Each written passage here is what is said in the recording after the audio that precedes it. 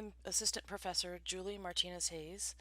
I work at Wake Tech, and this is a custom lab for the NOS230 course, which is Windows Administration 1. I'm going to demo and explain a group policy lab that assigns pictures to users for their wallpaper.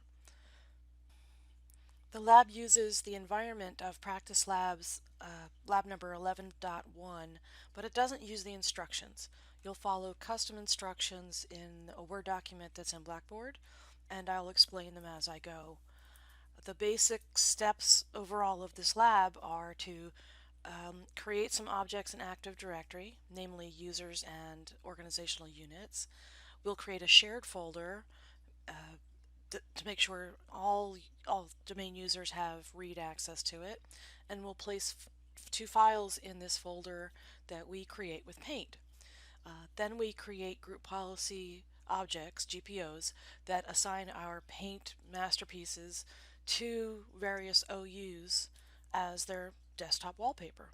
So we should be able to see which OU they're in based on the wallpaper. After we create the GPOs, we have to link them to the OUs, and then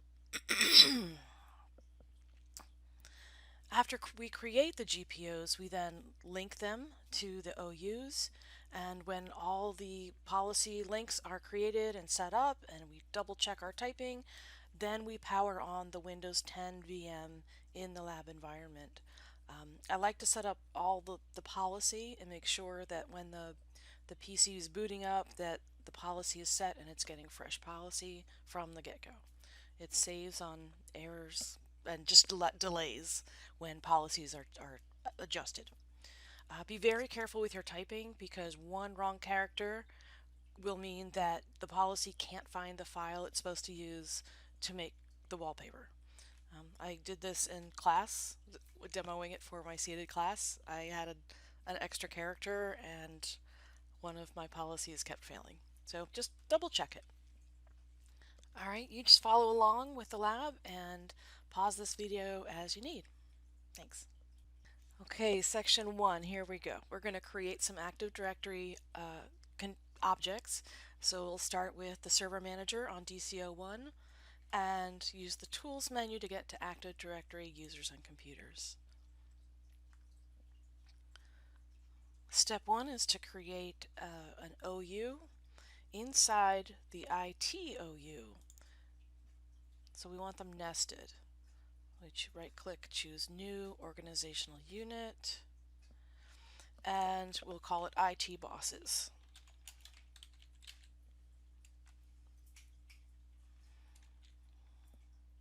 Make sure it is inside the IT OU and not alongside of it. We're going to make our first new user inside IT Bosses. You're going to use your own first name and just put the word boss in back of it. So I'm going to create Julie Boss. I'll use those two words for first and last name, and the logon will just have one continuous word, no spaces. Wait for the typing to catch up. There we go. Use the same password that you've used in the whole course, which is capital P ASSW0RD.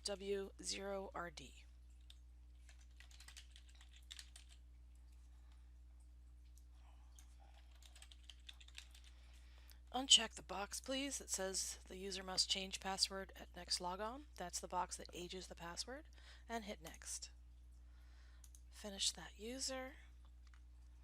We're going to create another user in the IT OU, and this will be your technician account. So I'll make Julie Tech, new user.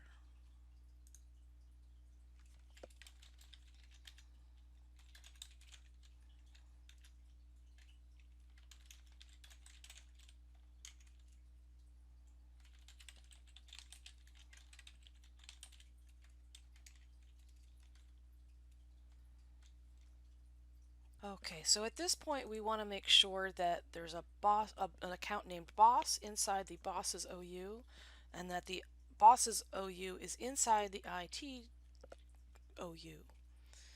Make sure that your tech account is not at the same level. Julie Tech is not in the same level as the IT bosses.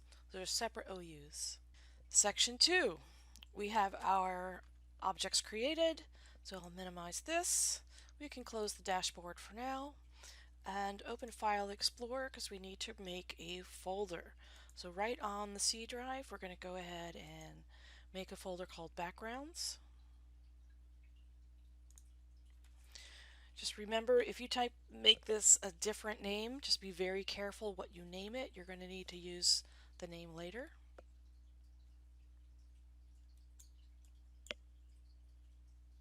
Boy, is there a lag. Okay. New folder. Backgrounds.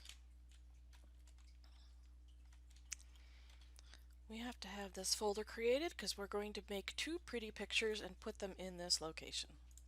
I'll minimize that. Now search for paint. We're going to make a smiley face and a frowny face. It'll be that simple. First, we're going to make a smiley face. So pick a color. You can do this however you want. You just have to have one that's a smile and one that's a frown so you can distinguish it. Ooh, that's atrocious. Let's do a lighter one. Alright, a little mellower. That's a happy color. Brush.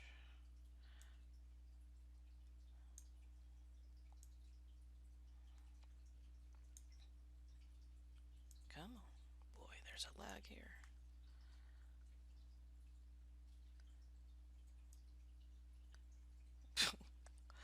Let's back that up.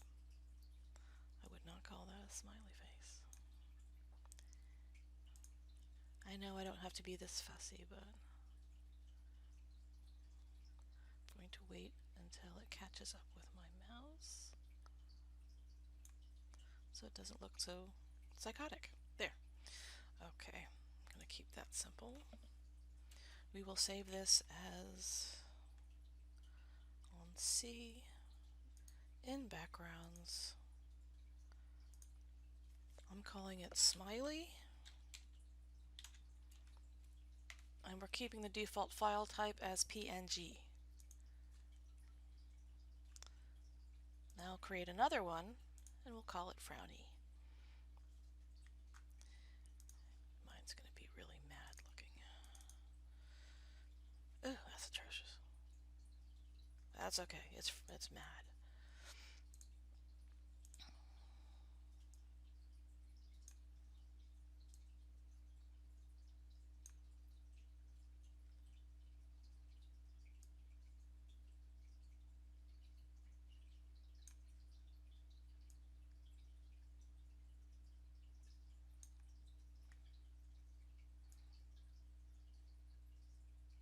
There we go. It's really hard to paint with a mouse that is about 10 seconds behind you. I'll have to tell you that. Alright, that looks pretty twisted, but it'll work for now.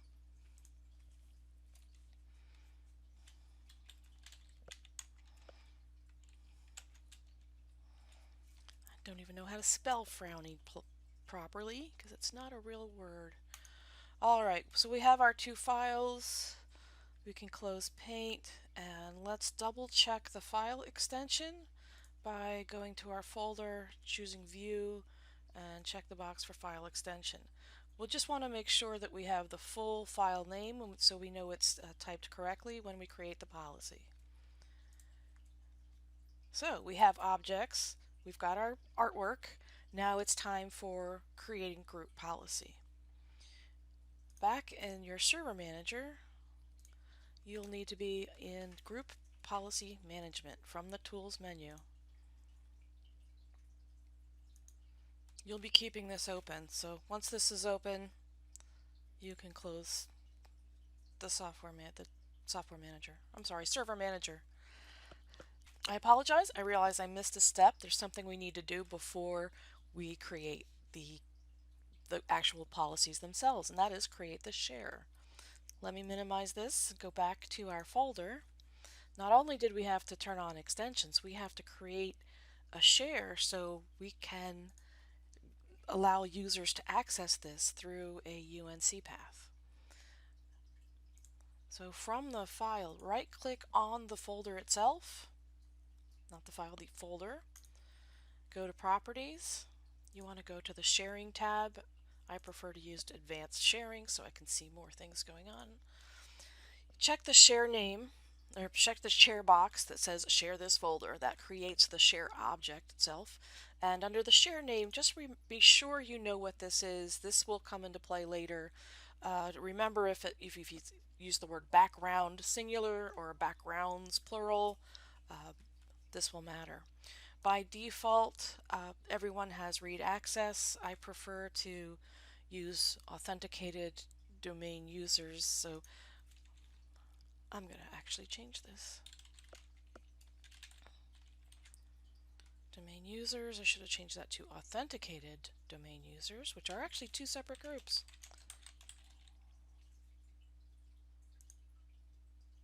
The authenticated users, which could be a local user that logs on. Because this is a domain controller, we don't have local users, but we want domain users. Remove the everyone. What this does is it removes anonymous access.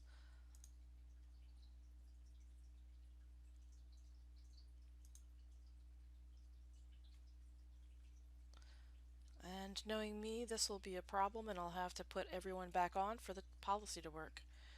Let's just keep domain users here for now, read access, and I might have to troubleshoot this later and put everyone back on.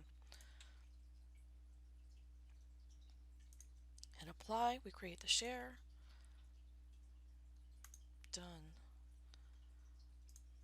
Now back to Group Policy Manager, which is the one that looks like a scroll.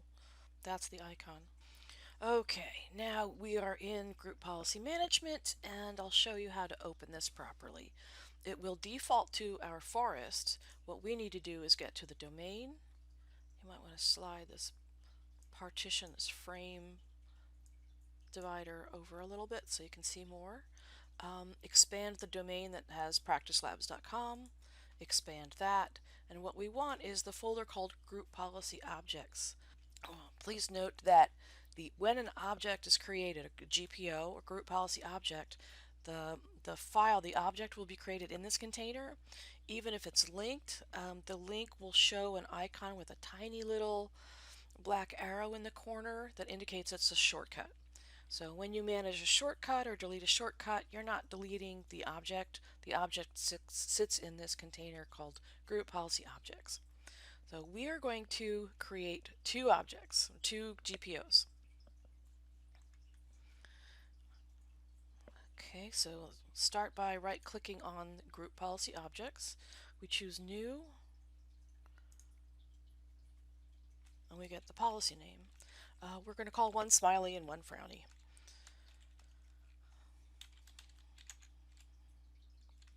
Let's do the first one, Frowny. That matches the instructions.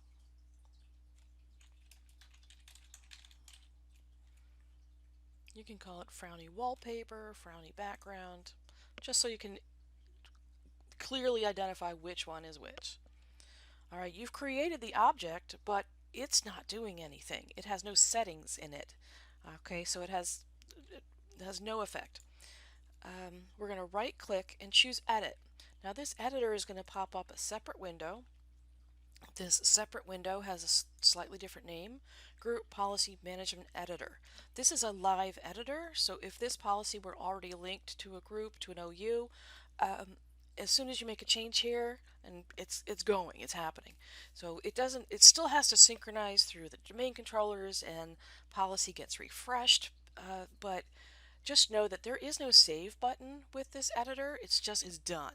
So if you're not sure and if you're testing different versions of a policy, you can copy it and then rename it version 2 or second test and have different versions of the policy. Just be sure to unlink them so you know which one you're testing.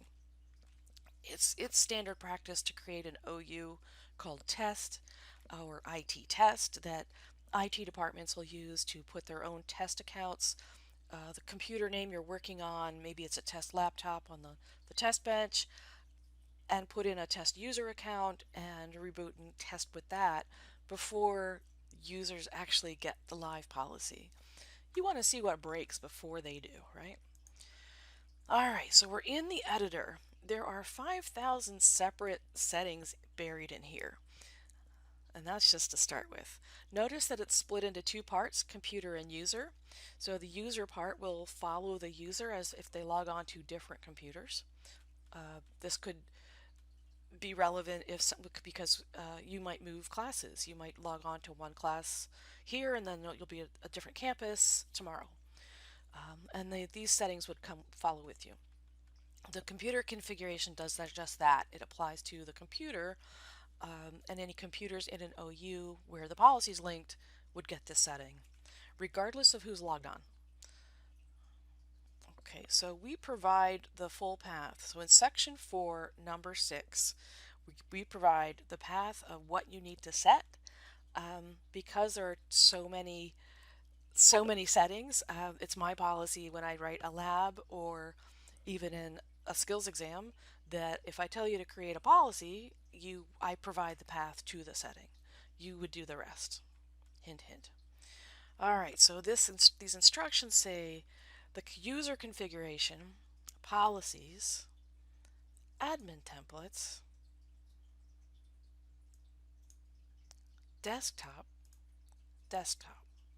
Now, if we expand computer policies, we will also see admin templates, administrative templates. Okay, and we will see similar entries that the user would get, but they're not identical.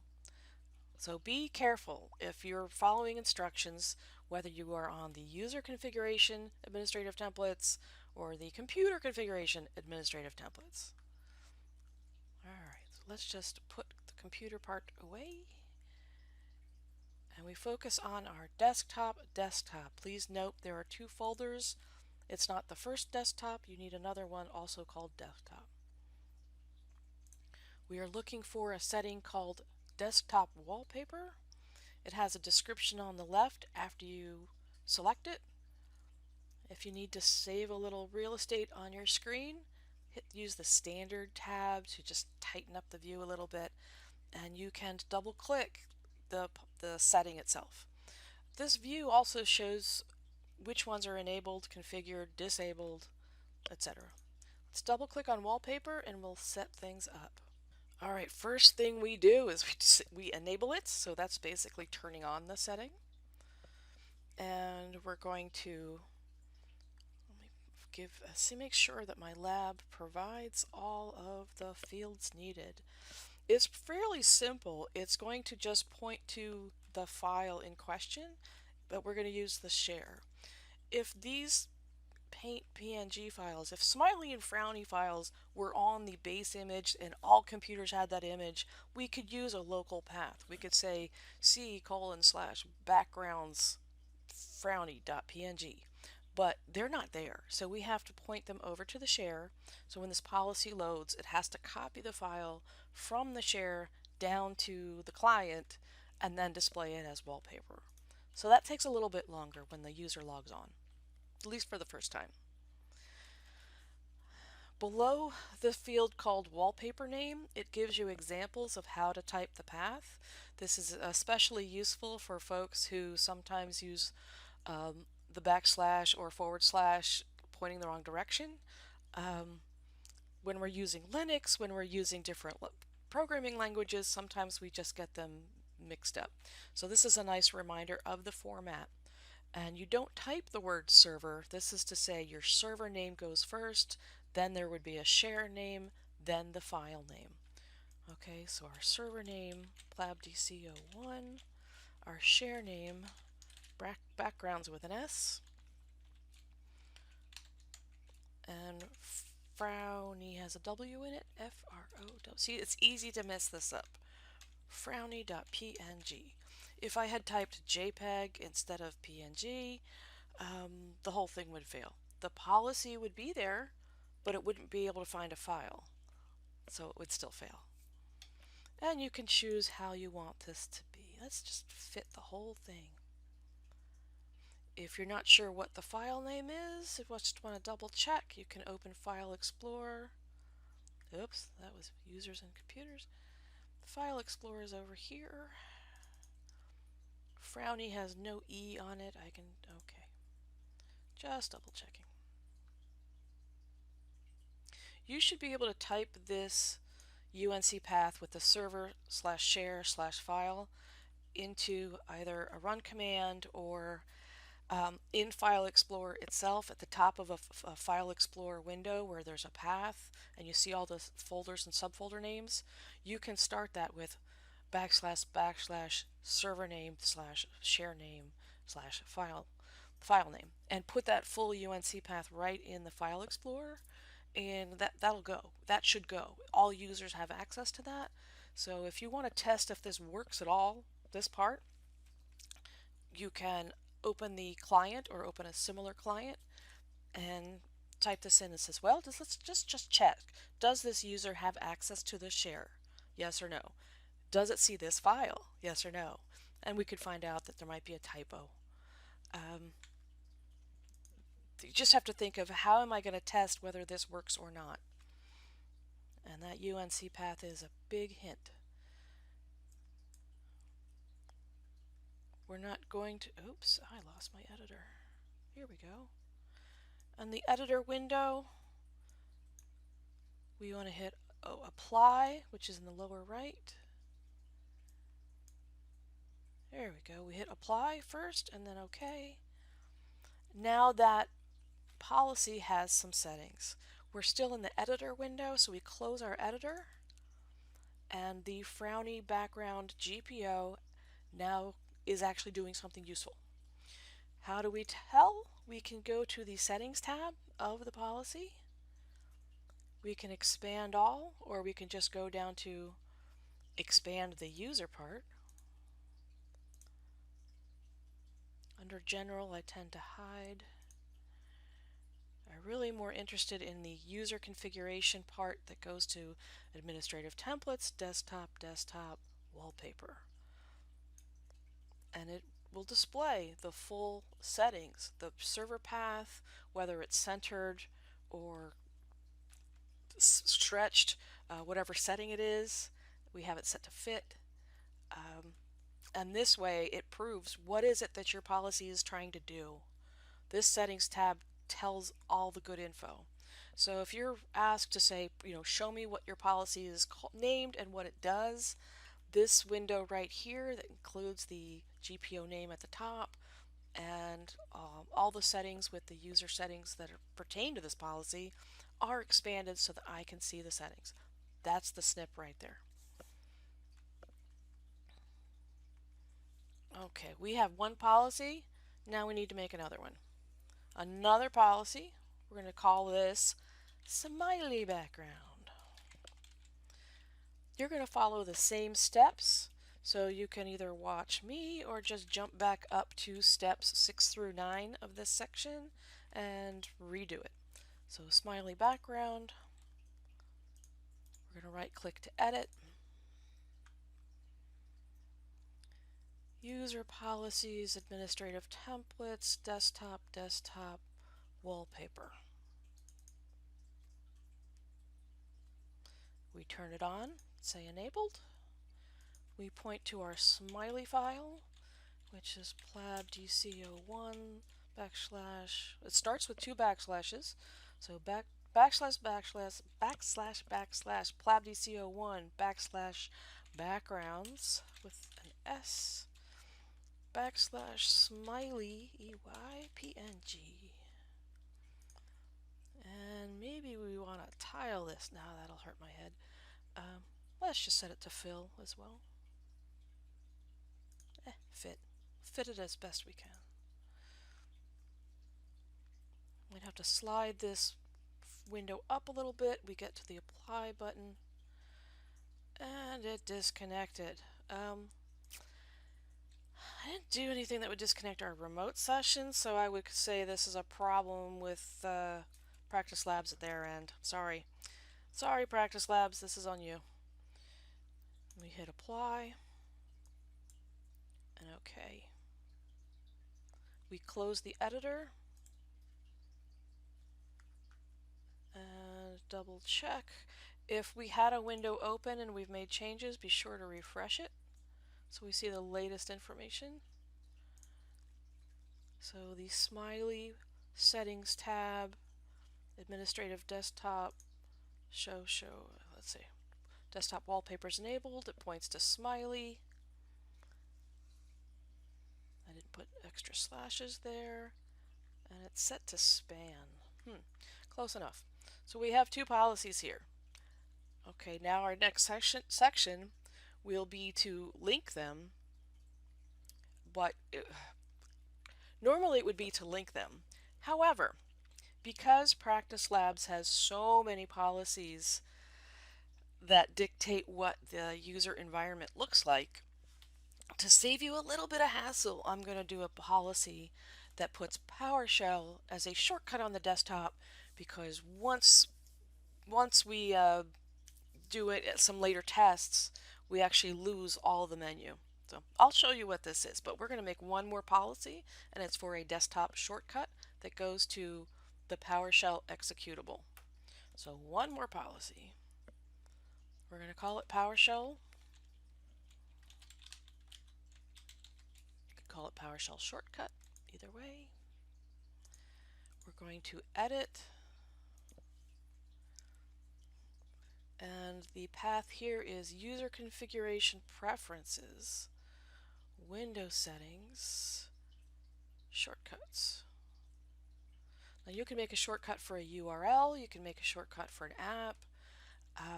This is very useful when you have in-house workflow apps that you use all the time. It could be something like self-service, just put an app on the desktop. Since so many of us use that, we would log on. That would be a very useful shortcut that our company, our ITS could put on the shortcut for all of us on the desktop.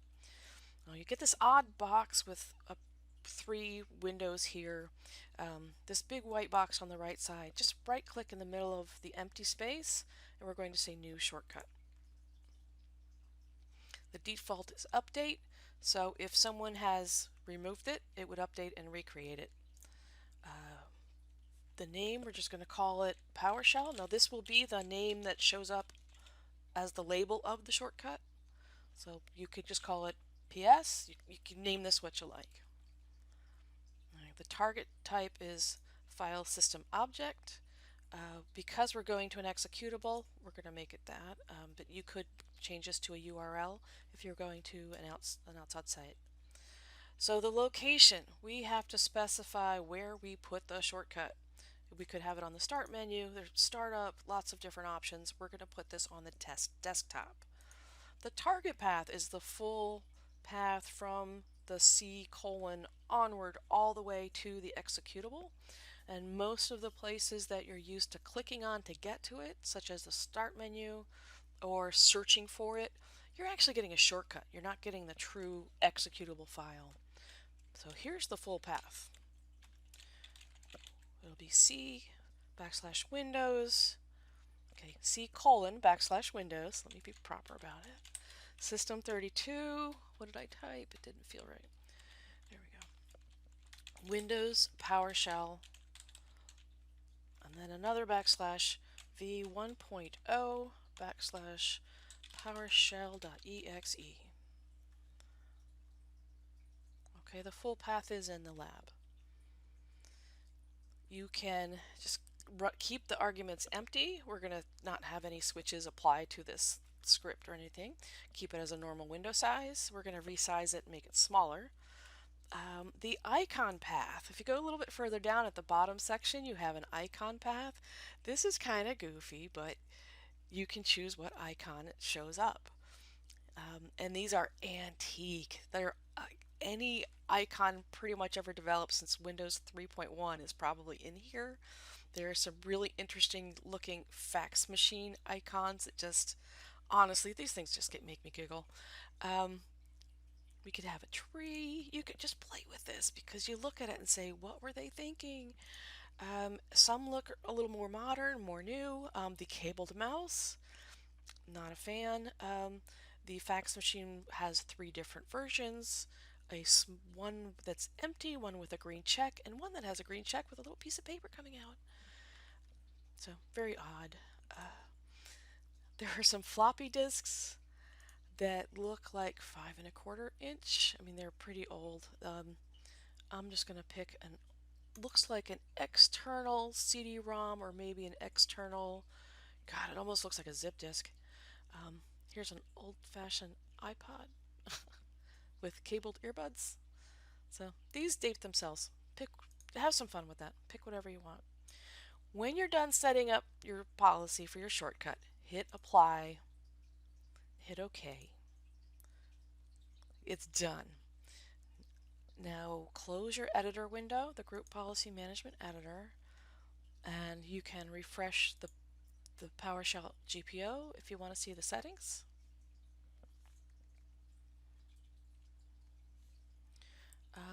One option, I want to edit this policy because I had selected desktop for its location. Okay, user preferences, Windows, shortcuts. Since it's already listed, you don't have to create it. Oops, come here.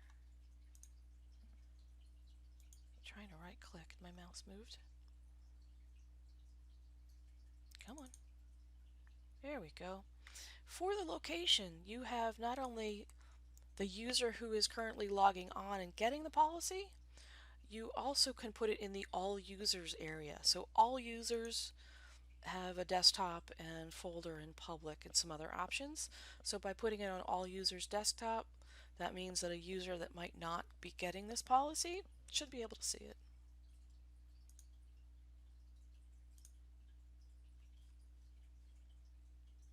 Go ahead and edit. Again, there is no save. We just made the change and closed the editor. All right, now section 6. Section 6 is this part where we link these policies to actual organizational units.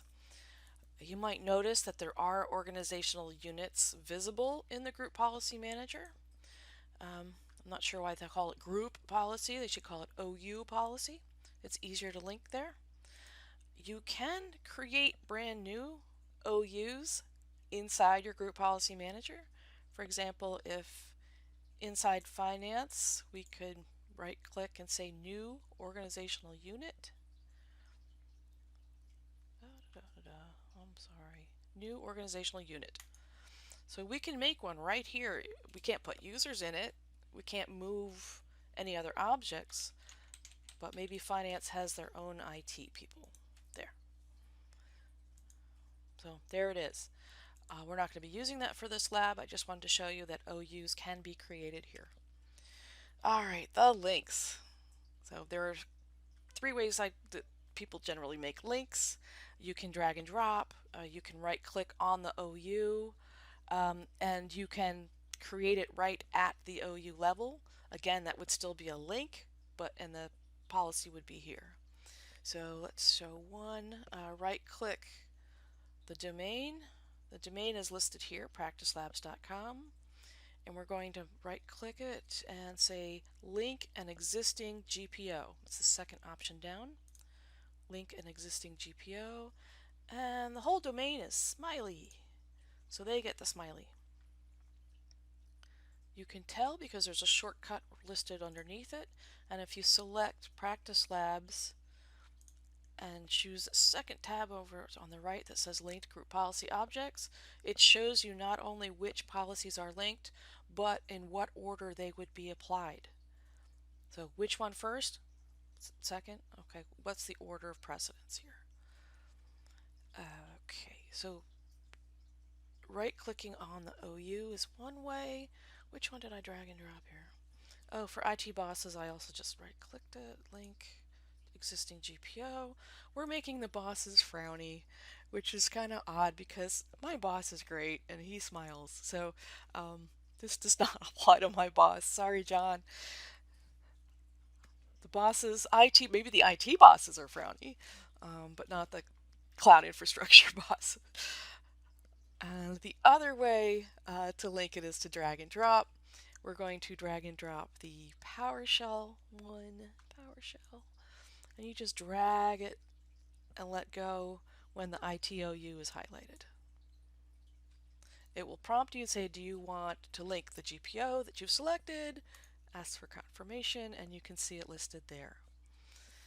So, if your tech user is in IT, which background will it get? That is question 1 under section 6. Type your answer there. Just pause this video and type your answer there while we move onward. Alright, section 7. We are going to test the policies. So if you want to just double check that your policies are linked, you can do that. Open your domain controller, look for your group policy. Did you double check that they all have the file listed? Everything's listed the way you want it. The IT bosses are frowny. The ITOU gets PowerShell, and the whole domain is getting smiley. All right, check. That looks good. Now that your policies are created, now is when you power on the Windows 10 client. The reason we didn't power it on earlier is that once you create a policy that applies to an OU, applies to a computer in an OU, it has to reset itself, clear and update the policy, then reapply the policy. The easiest way to do this is rebooting, which is why IT people will often say, please reboot your computer. It's not only to do things like clear cache and reset some other settings, connections, sessions, but also for the policy. Now, it might not get all the policies right away, so we have to just pause and kind of wait a little bit. Your lab might be set to default to auto login, which means it just logged you in as the domain administrator. So you have to turn off auto log on by using the key icon in the upper right. We turn that off, and we're going to, come on, I can't resize that. This is having trouble today. Okay, we're going to use the blue menu button in the center, choose Control-Alt-Delete, and sign out. It disconnected our remote session because we signed out. What we want to do is change to a console, which means it's basically looking like our desktop. This is the button just to the right of the key icon.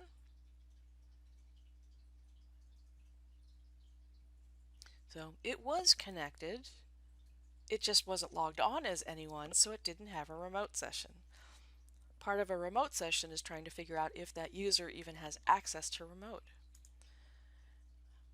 users group. So we're going to go to the blue menu button, choose Control-Alt-Delete, and we'll have to use Other User in the lower left. We're already set for the Practice Labs domain, so we're going to say, believe the boss account is the one I test first. Let me just double check. Yes. Use the boss user account, Julie Boss.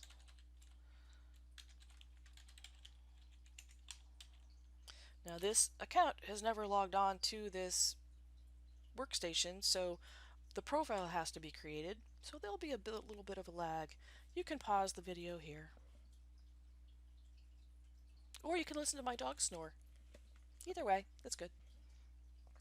Ooh, that's a big frowny face. I noticed that one of our policies didn't show up yet. It might still be loading, but we don't have our PowerShell connection quite yet. Okay, things that happened. It couldn't retrieve an app. Hit OK through that. Agree to the license. If you're prompted to install anything, say no. Alright, I should be getting a PowerShell link.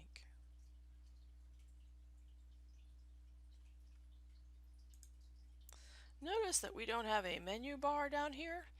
There's a trick to this. If your menu bar isn't showing, go to the blue menu button in the center, say on screen keyboard, you can hit the Windows button and then move the keyboard to the top. So what I really want is Windows PowerShell. There are certain things you might need here. One is Windows PowerShell, which is listed under Windows PowerShell. The other is the File Explorer, which is listed under Windows System File Explorer. Let's just open PowerShell for a second. We can make this keyword go away. The thing I want to do here is a GP update. Oh, stop. GP update /force/boot. GP update will go fetch new policy.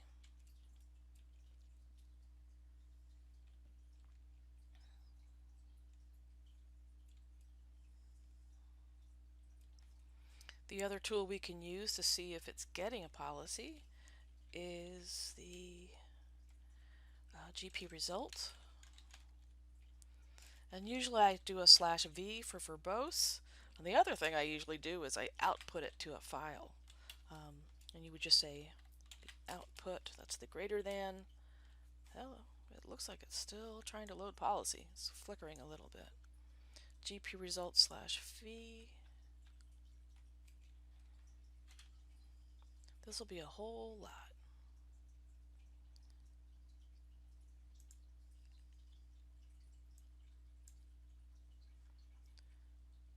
Okay, we can slide up to the top. We really just want to see what user settings. It's getting the PowerShell. So under user settings in the GP result /v, we can, honestly, I find this easier to output to a file so then I can search it. We're looking for frowny background, it's getting PowerShell background, and it's getting smiley background. So why is it getting both of those, smiley face and frowny face? All right, think about why it's getting both and why you're seeing a frowny face. Oops, I just lost the bottom window again. Something's going on with the PowerShell, or not, sorry, with the Practice Labs resizing, because it's not usually partial like this. It's usually my whole monitor. One thing we can do to kick this a little bit is to reboot it.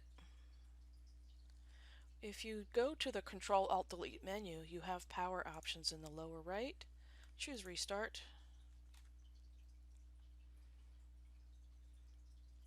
Powering it down completely and rebooting from scratch is one way to get policy reapplied. Restarting is quick. Either way should get fresh policy. And just logging off and logging back in will also reapply some policy. But not necessarily the computer policy because it's already up. So that's why I like to restart it.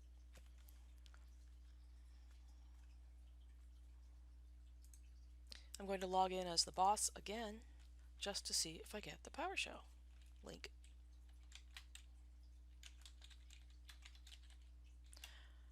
Oops, I just typed in Julie Boss. I'll have to check to see if there's a typo in the path that I gave it.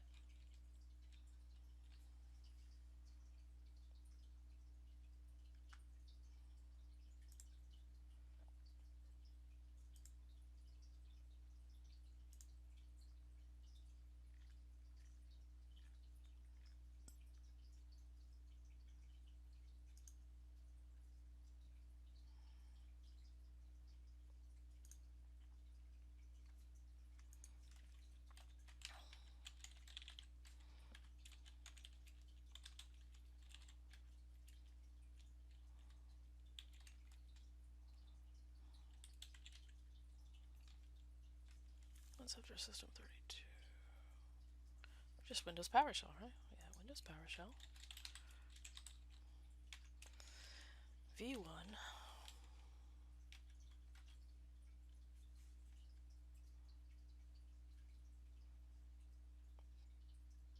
PowerShell. Application. So these files aren't showing the extension, but it is an application file. Alright, so I should check my policy. My VM is still here, don't worry. Close this. Cannot retrieve application. That happened before, but we still got our policy.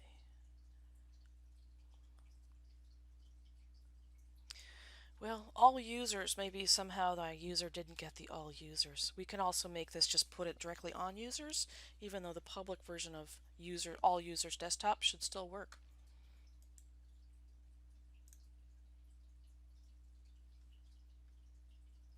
While I troubleshoot this, well, let's just sign out and try the other user. You probably want to see a smiley face by now, don't you? Sorry about that. Trust me, glitches and inconsistent behavior and two machines with the same image getting different results even when logged on as the same user is pretty much par for the course with group policy. It takes a while to get the policies synchronized. It takes a while to get all the parts onto the workstation. It looks like it's getting the policy, like in this case. It's receiving the PowerShell policy, didn't show up a PowerShell link. So we use that blue menu button, log in, log out, sign back in as Julie Tech.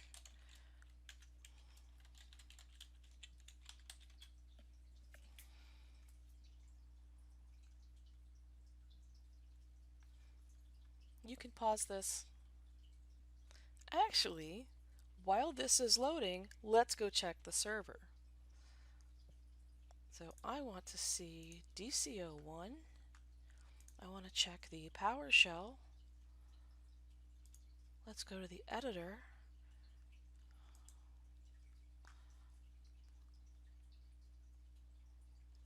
User preferences, Windows shortcuts. Double click it to open it. Two things we can do. We can say create, although the update works fine. And we can change this to desktop. Oops, not start menu. Yeah, desktop.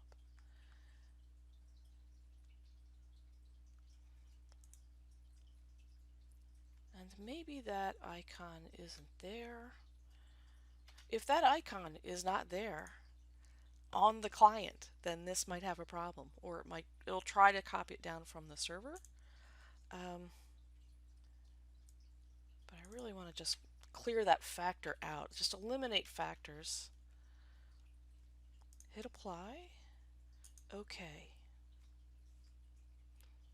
Now here's the glitch. The glitch with this is that this PowerShell is linked, but to log on as either a tech or a boss and receive this workstation has to get the fresh policy. So we have to go back to the workstation and do a GP update. Yeah, that shouldn't happen. But I got the smiley face. So Julie Tech is smiley, which is what we want.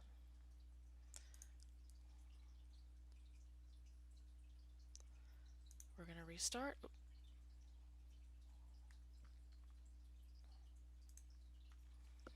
A lot of this lab is just logging off and on and off and on as different users on the same machine. It can be easier to have separate test workstations. This is easily done when there are old workstations and you want to sort of have hand-me-down workstations that still have the same operating system as all your users do, and that you can use those to test policy. I was lucky enough to have a workbench with an 8-foot table under a nice window, a huge window, and I just had old machines stacked there to test policies. So I could test a policy and slide my chair over and log in and refresh it.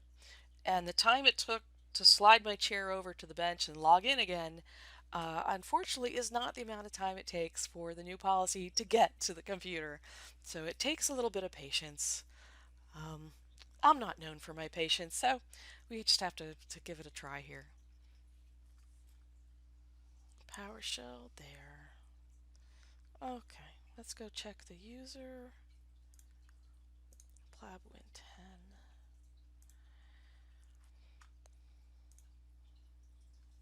I'd rather see the smiley face, so I'm going to log in as the tech.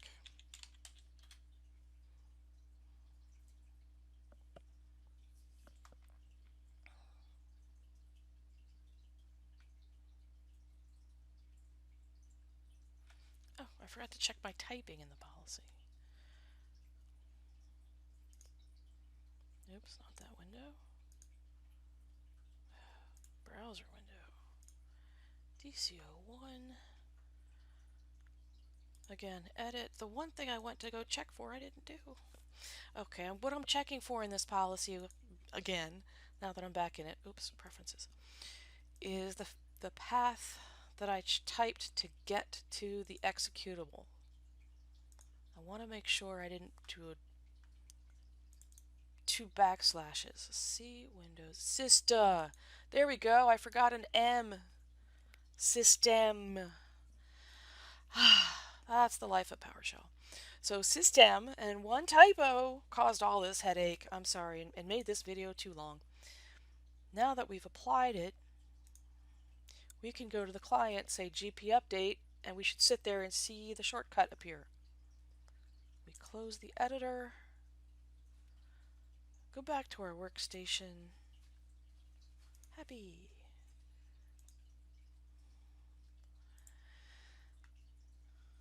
Keyboard start. The whole point of that shortcut policy was so that we would have PowerShell available to us to do things like GP update. Isn't that ironic?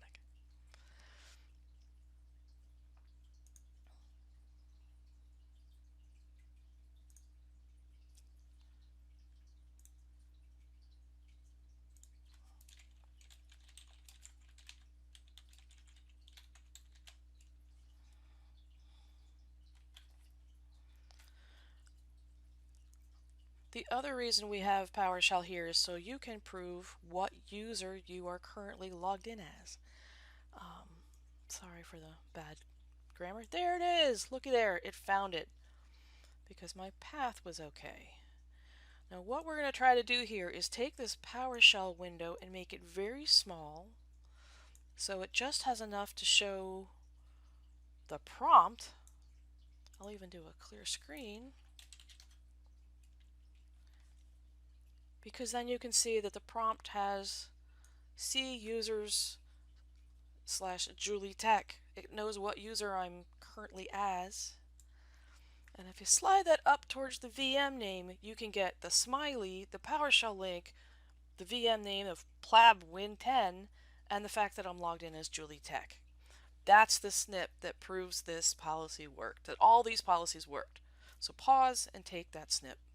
If you're having trouble with this, go check your policy, make sure your path to not only the PowerShell link, but that the path to your file in the share on the server, your painted file, is correct. And you don't want C: for the painted file, you want //plabdco1 /smiley.png. Okay, we'll pause here. We're back, assuming that you now have the two snips, one for Julie Tech that shows PowerShell link, happy face, and Win10, and also Julie Boss, or your user, your first name Boss, that has the frowny face, the PowerShell link, and the VM name. Now we're going to make some changes. So we're going to undo the current links and redo them. Ideally, you want to just power this thing off. Power your client off, because we're going to change the policies, and we'll probably save ourselves some time in the long run. So shut that thing down.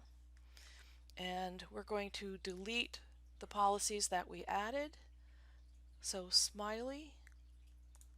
We're not deleting the policy. Let me correct myself. We're deleting the link.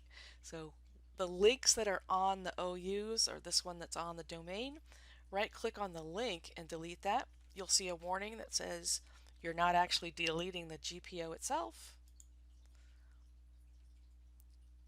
Actually, I'm going to keep PowerShell there. Just delete smiley and frowny.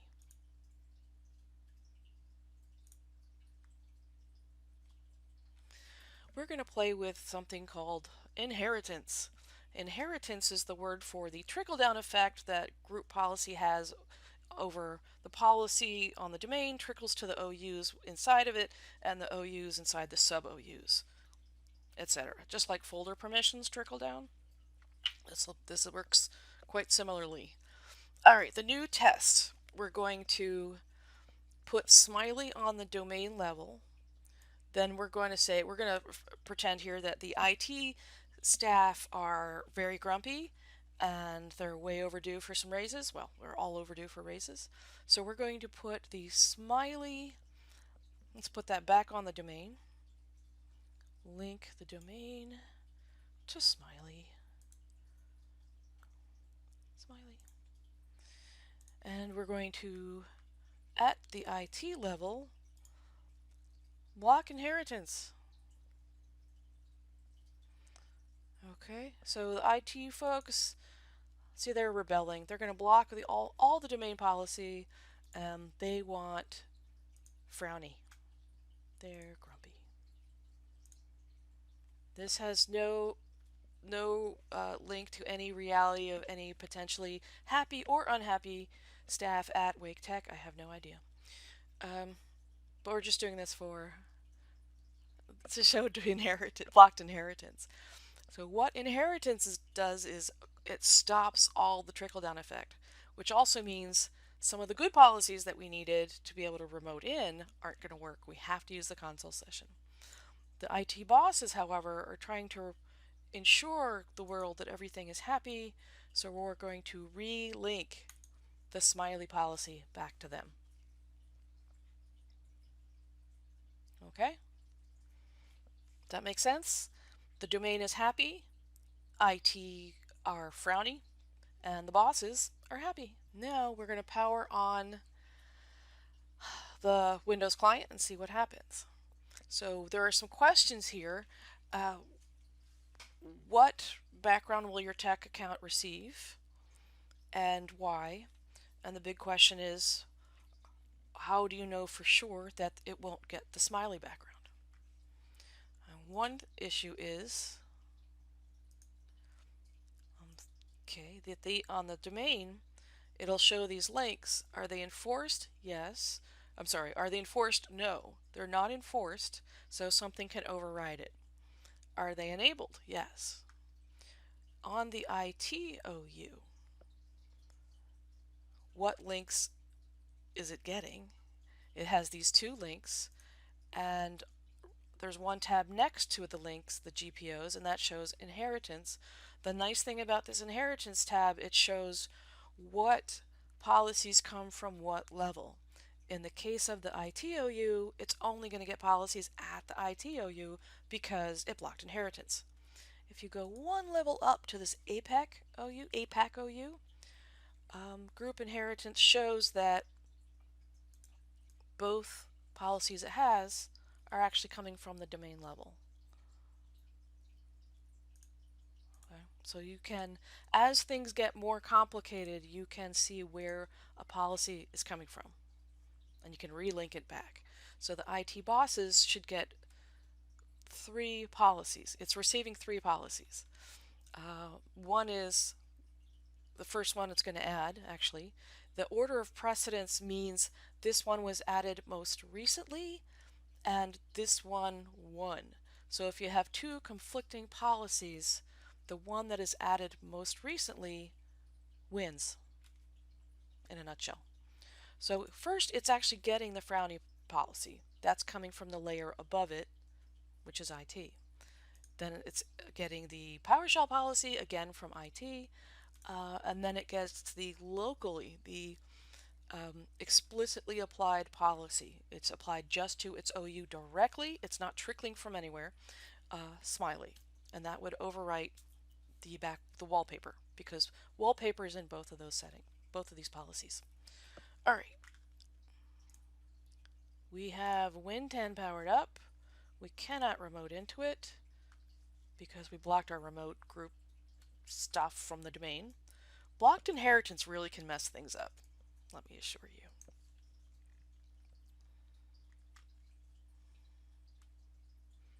So first we're going to test with a user that's not in any of these OUs, that is outside.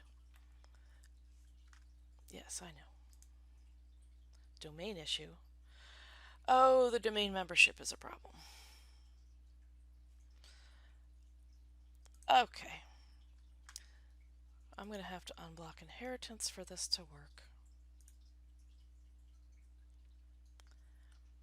The domain membership is coming from the domain itself, which means that policy is relevant. Let me just put it that way. It's relevant. What I can do is link it directly. If we block inheritance, what we can do is block Smiley, and we can keep the domain policy by relinking it. Now, this is not a kosher way to do things at all. On IT, we are blocking it, and then we're going to reapply a policy that's actually making the thing work. Default domain policy. What this means is that this blocked inheritance for this case is just blocking Smiley.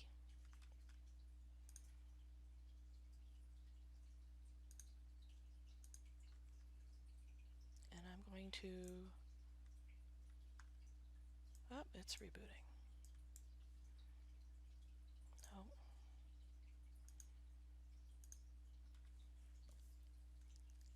I'm probably going to have to restart this and reboot it. But I'll let it try.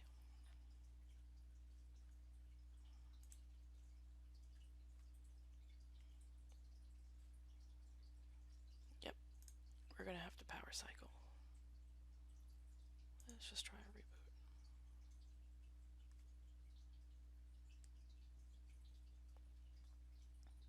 While we wait while that reboots, you have some questions to answer in your lab.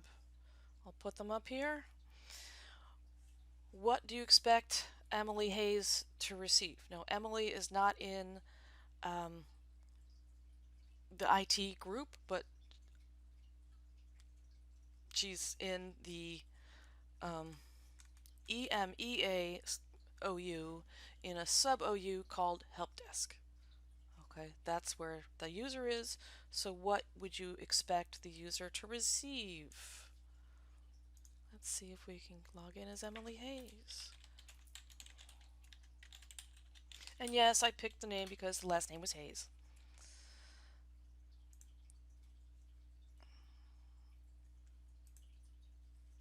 Let me get locally.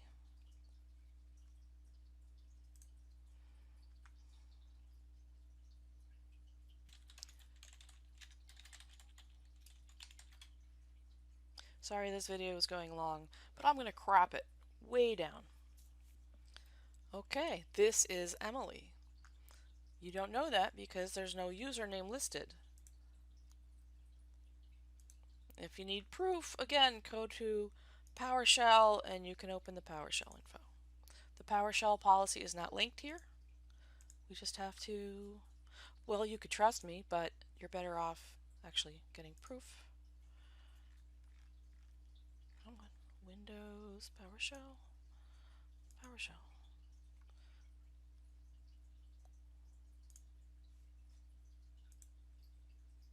Emily Hayes, look at that. So there's your proof. You have Emily Hayes, who is a very happy employee of this domain. Log off, sign out, and sign in as somebody else.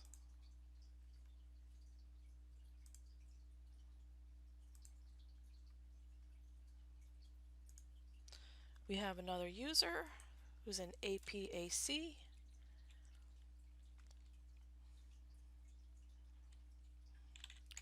This is Elizabeth Waybridge, username Waybridge E.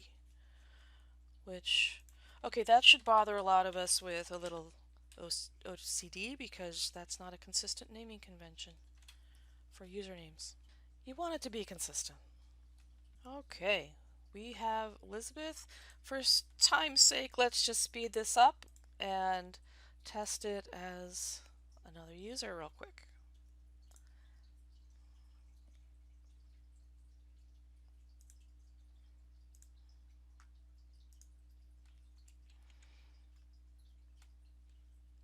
We're going to do another user and do Julie Tech. H. There we go. Well, we know we're getting the PowerShell shortcut, so that means we're in the ITOU somewhere, or perhaps even nested inside there.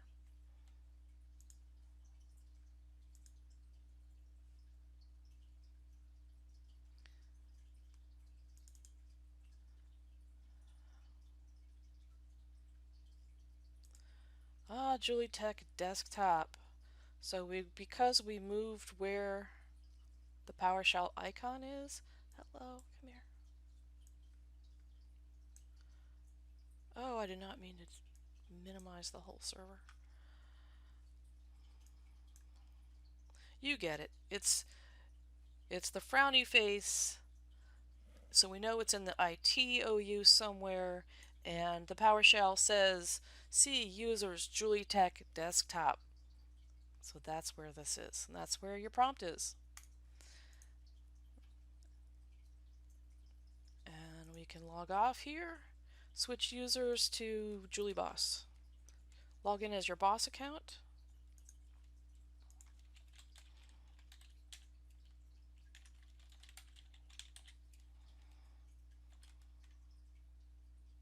And instead of a grumpy boss, this one should have happy boss. So apparently didn't do things right if we still have a grumpy boss. I think because we switched users, maybe that was the problem. I didn't fully sign out and sign in. I did a switch user.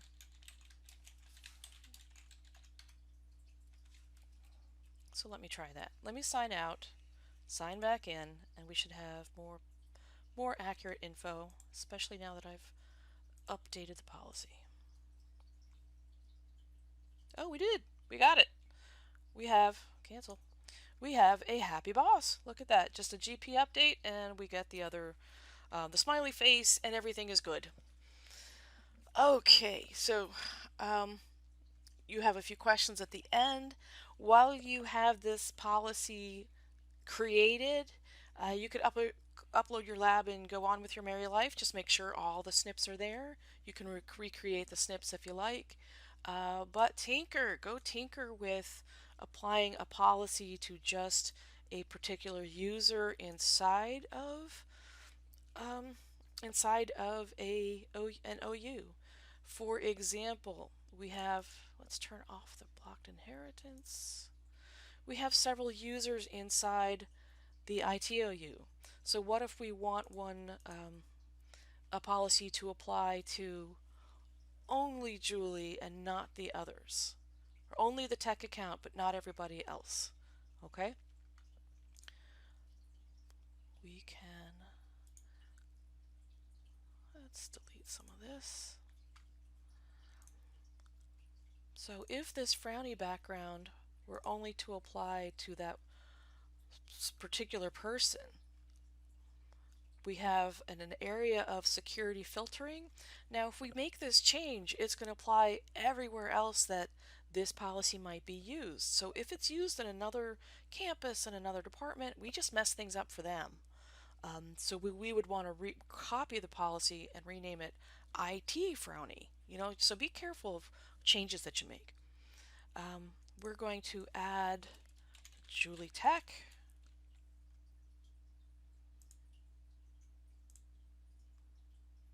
They're going to get it, and we're going to remove authenticated users. Yeah.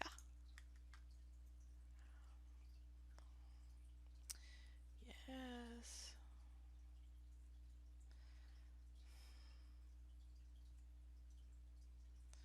All right, I'll add, well, we don't have a group for them. So if we only want this, we can add all users, and then it again gets filtered by the tech. We could possibly do WMI filtering, or we add the computer. If you want settings to apply to a particular computer only, you can be a little careful here because the object type for computer is not checked by default. You have to go into the field of object type when you're trying to type in the username or computer name, and then it will resolve to a computer name because computer is listed as a potential object type. There. So it should only apply to Julie Tech and this computer. So if we log in as somebody other than Julie Tech, we should get a smiley face and not a frowny face. I'll let you try that on your own. We've had enough fun, and this is delayed way longer than I wanted it to. It should take less than an hour to do this lab, but please have fun with the group policies. Go create shortcuts to put a shortcut on the desktop to the cloud infrastructure website.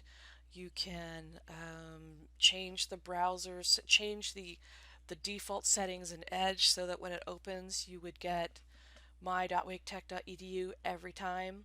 These VMs don't have internet access, but you can see that where it's trying to go, even though the page never fully loads. There are a lot of useful settings that make things convenient, and there are dozens and dozens of absolutely essential settings that help users save data, that prevent users from doing damage to their computers, that lock down our network security inside our domain because we limit access. Things like the run command. How many people really need to see that? Don't look in the settings and look around and just browse through it and tinker and see what happens. Okay? Please email me if you have any questions. Thanks a lot. Bye bye.